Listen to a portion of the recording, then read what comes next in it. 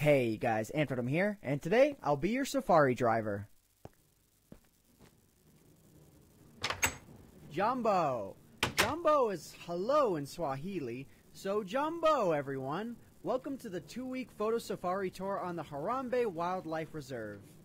I do ask that you remain completely seated at all times. The terrain out there is a little bumpy, but that's only because Ant Venom is driving.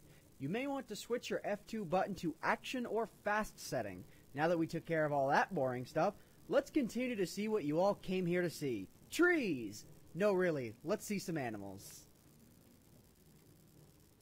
We're going to start our safari on a little place called the Ituri Forest. It's home to a lot of animals that are very shy and good at hiding, so keep your eyes peeled.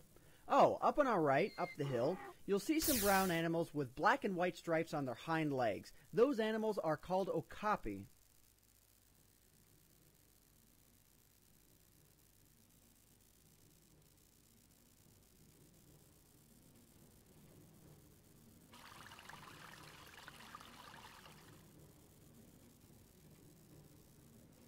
On our left, we have some greater kudu. They are the second tallest antelope in Africa. These are the females that you're seeing. They don't have horns, but a male does. Male horns can grow to be about 72 inches in length. This watering hole on the left is a great place to see some solitary animals because everyone gets thirsty from time to time. You could also see on our left a saddle-billed stork. Those are the tallest storks in Africa, standing up to 5 feet tall with a wingspan of 8 to 9 feet. Oh, look in the back. We can see a black rhino, which is really rare. There's only about 5,000 black rhinos that still exist. They're becoming extinct because their horns are very valuable to collectors to sell on the black market. What a shame. The birds you see on your left are buzzards. They're native to Florida, so we aren't quite sure how they ended up in Africa. On your left are some more greater kudu, but also some bongos. Bongos are known as the ghosts of the forest because of how quickly and quietly they move through the forest and the bushes. We are now leaving the Ituri Forest and heading to the wetlands of the Safi River Valley. And in the river, we are going to check out some water horses. Oh, excuse me. As you Western people call them, hippopotamus.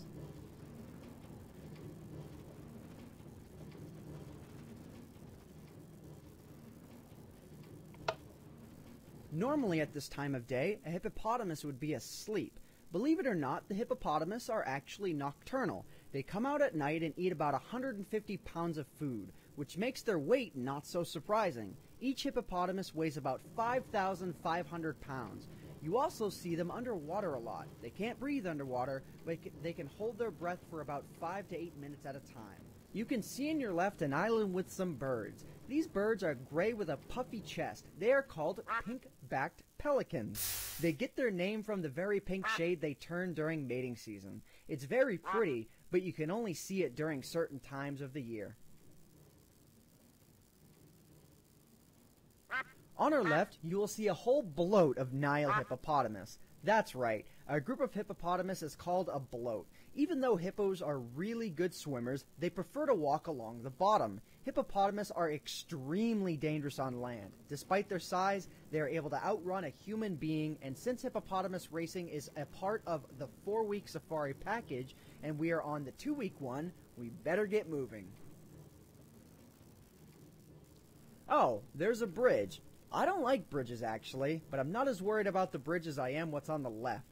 That's a float of Nile crocodiles. They're much bigger than their cousins, the American alligator. You can see some with their mouth open, but don't worry, they aren't hungry. They're just hot. They are cold-blooded and they have to open and close their mouth to release heat to regulate their body temperature. When they do close their mouth though, they can crush their jaws at about 2,200 pounds per square inch. That's more than enough to crush human bone.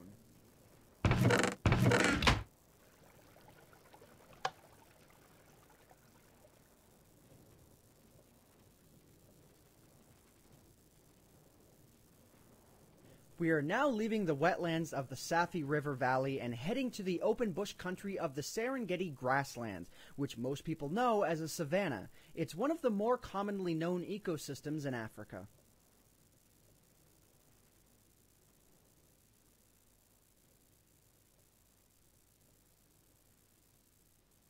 This ecosystem has a lot of different plant life that can only be found in a savanna. What could be better than this big tree coming up on our right-hand side?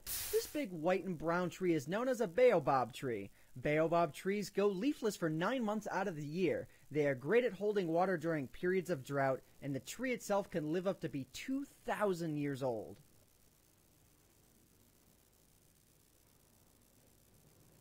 You may want to have your F2 button ready because you are about to see my favorite view of the savannah.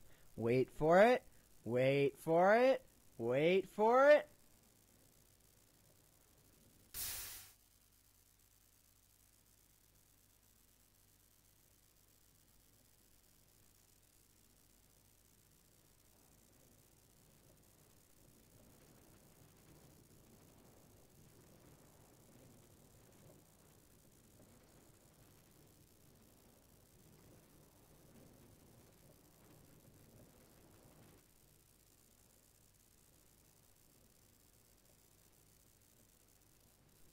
The Serengeti grasslands span across hundreds of miles of East Africa. They serve as a superhighway to the millions of animals that migrate across them every single year.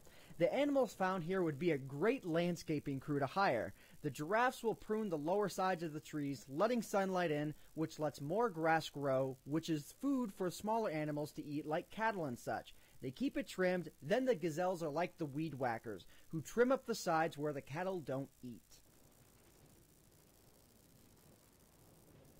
A little history about the Harambe Wildlife Reserve. It was founded in 1971 as an effort to protect the animals. This reserve is about 800 square miles. Not only is it home to animals we all know and love, but animals that you may never get to see again, or even some that you can only see here on this reserve, because they are extinct in the wild and can only be found on reserves like this one.